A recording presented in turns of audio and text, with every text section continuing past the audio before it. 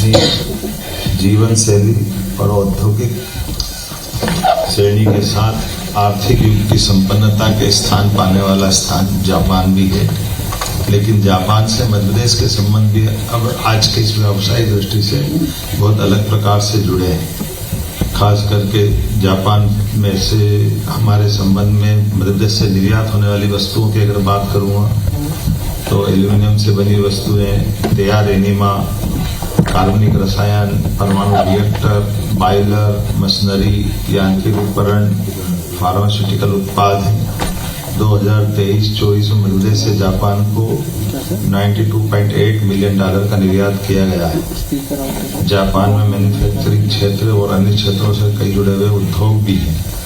इस interactive session के माध्यम से हम जापान के सभी उद्योगपतियों से महत्वपूर्ण निवेश की उम्मीद भी कर रहे हैं।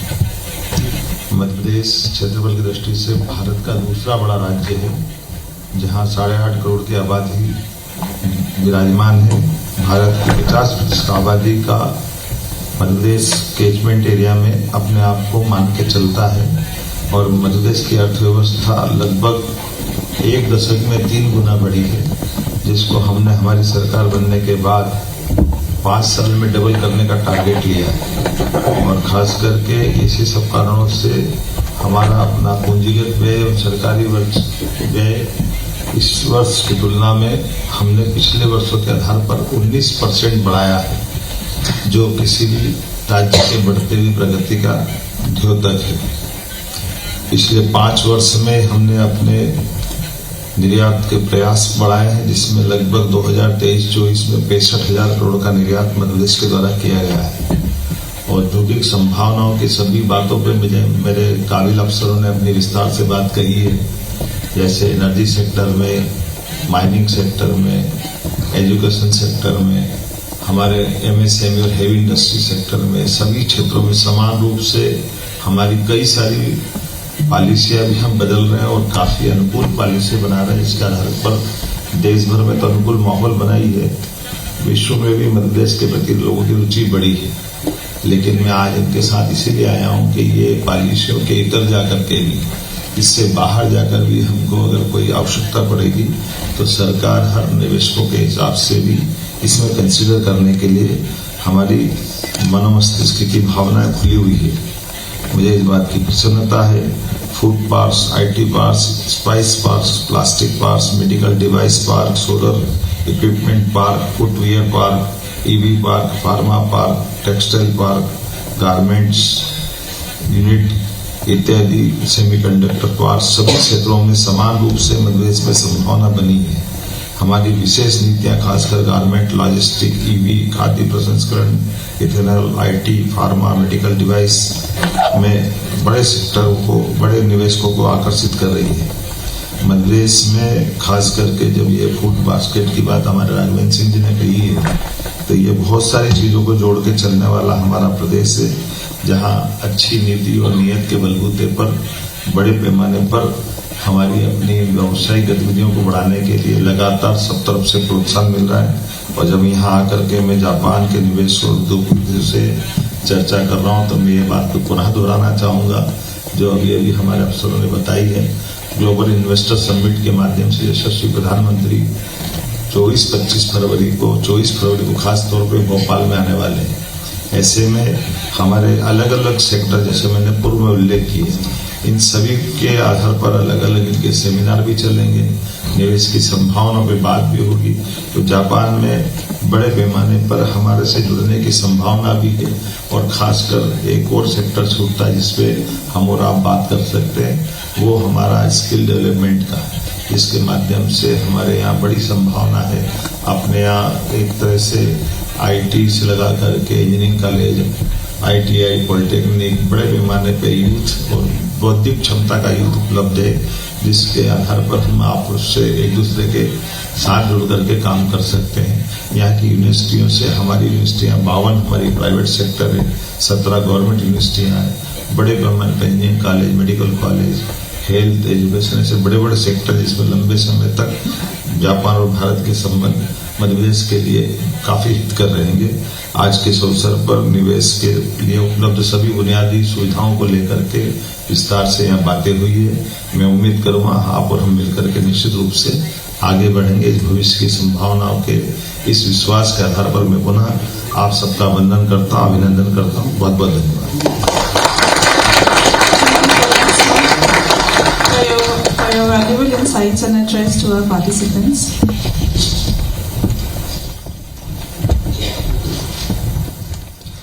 Moving towards the end of the program for today, we will now have a vote of thanks from Mr. Vishnu Jaju.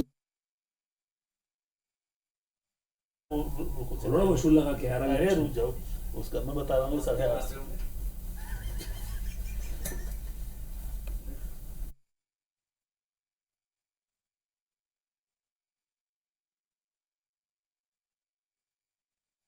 बहुत समृद्ध इतिहास में विनाशकारी भूकंपों, प्राकृतिक आपदाओं से उभरते हुए जापान की उस उद्यमशीलता को भी नमन करता हूँ और बधाई देता हूँ, जिसके कारण से जापान दुनिया के सामने फिर एक अलग पहचान बना के खड़ा है। जापान से हमारे अतीत के काल के संबंध तो है ही, लेकिन जापान आज बढ़ते समय में एक विशिष्ट अपनी जीवन शैली और औद्योगिक श्रेणी के साथ आर्थिक युग की संपन्नता के स्थान पाने वाला स्थान जापान भी है। लेकिन जापान से मध्य प्रदेश के संबंध भी अब आज के इस व्यवसायिक दृष्टि से बहुत अलग प्रकार से जुड़े हैं।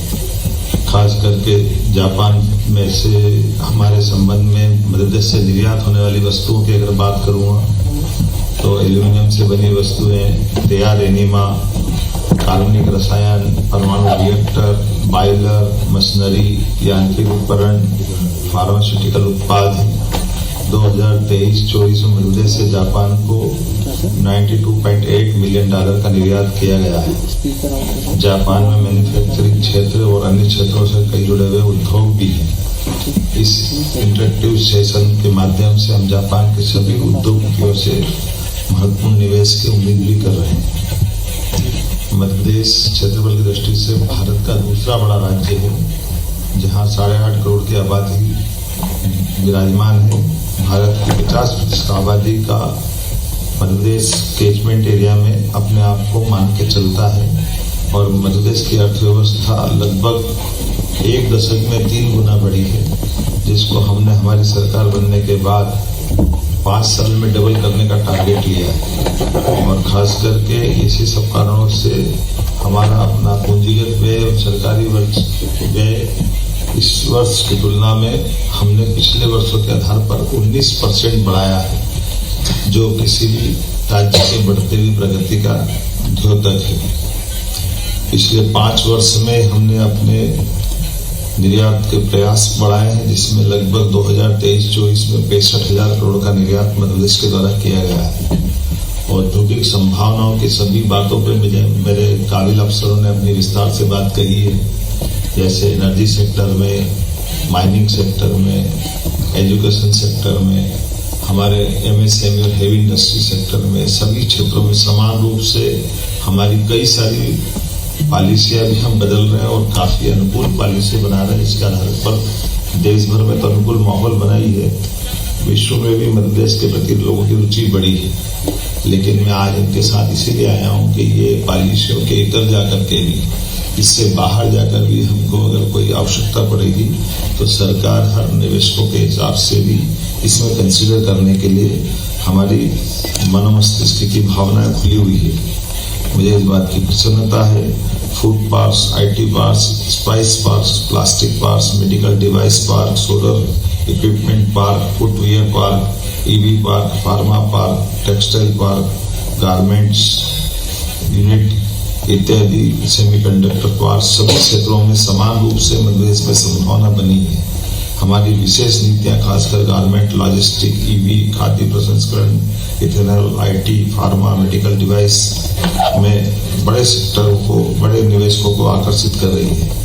मध्य प्रदेश में खास करके जब ये फूड बास्केट की बात हमारे राघवेंद्र सिंह जी ने कही है, तो ये बहुत सारी चीजों को जोड़ के चलने वाला हमारा प्रदेश है, जहाँ अच्छी नीति और नीयत के बलबूते पर बड़े पैमाने पर हमारी अपनी व्यावसायिक गतिविधियों को बढ़ाने के लिए लगातार सब तरफ से प्रोत्साहन मिल रहा है। और जब यहाँ आकर के मैं जापान के निवेश और उद्योगपतियों से चर्चा कर रहा हूँ तो मैं ये बात को पुनः दोहराना चाहूँगा जो अभी हमारे अफसरों ने बताई है। ग्लोबल इन्वेस्टर समिट के माध्यम से यशस्वी प्रधानमंत्री 24-25 फरवरी को खास तौर पे भोपाल में आने वाले हैं। ऐसे में हमारे अलग अलग सेक्टर, जैसे मैंने पूर्व में उल्लेख किए, इन सभी के आधार पर अलग अलग इनके सेमिनार भी चलेंगे, निवेश की संभावनाओं पे बात भी होगी। तो जापान में बड़े पैमाने पर हमारे से जुड़ने की संभावना भी है और खासकर एक और सेक्टर छूटता है जिसपे हम और आप बात कर सकते हैं, वो हमारा स्किल डेवलपमेंट का है। इसके माध्यम से हमारे यहाँ बड़ी संभावना है। अपने यहाँ एक तरह से IT से लगा करके इंजीनियरिंग कॉलेज, ITI, पॉलिटेक्निक बड़े पैमाने पे यूथ और बौद्धिक क्षमता का यूथ उपलब्ध है, जिसके आधार पर हम आप उससे एक दूसरे के साथ जुड़ करके काम कर सकते हैं। यहाँ की यूनिवर्सिटियों से हमारी यूनिवर्सिटियाँ 52 हमारी प्राइवेट सेक्टर है, 17 गवर्नमेंट यूनिवर्सिटियाँ हैं, बड़े government engineering college, medical college, health, education, ऐसे बड़े बड़े सेक्टर जिसमें लंबे समय तक जापान और भारत के संबंध मध्य प्रदेश के लिए काफी हितकर रहेंगे। आज के इस अवसर पर निवेश के लिए उपलब्ध सभी बुनियादी सुविधाओं को लेकर के विस्तार से यहाँ बातें हुई है। मैं उम्मीद करूँगा आप और हम मिलकर के निश्चित रूप से आगे बढ़ेंगे। इस भविष्य की संभावनाओं के इस विश्वास के आधार पर मैं पुनः आप सबका वंदन करता हूँ, अभिनंदन करता हूँ। बहुत बहुत धन्यवाद for your valuable insights and address to our participants.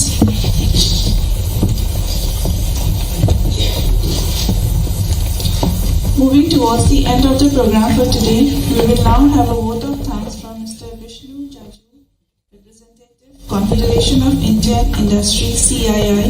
May I please invite him on the stage?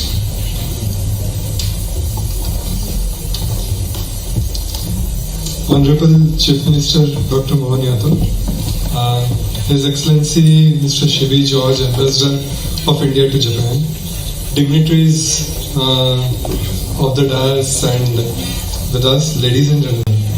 Good evening to all of you.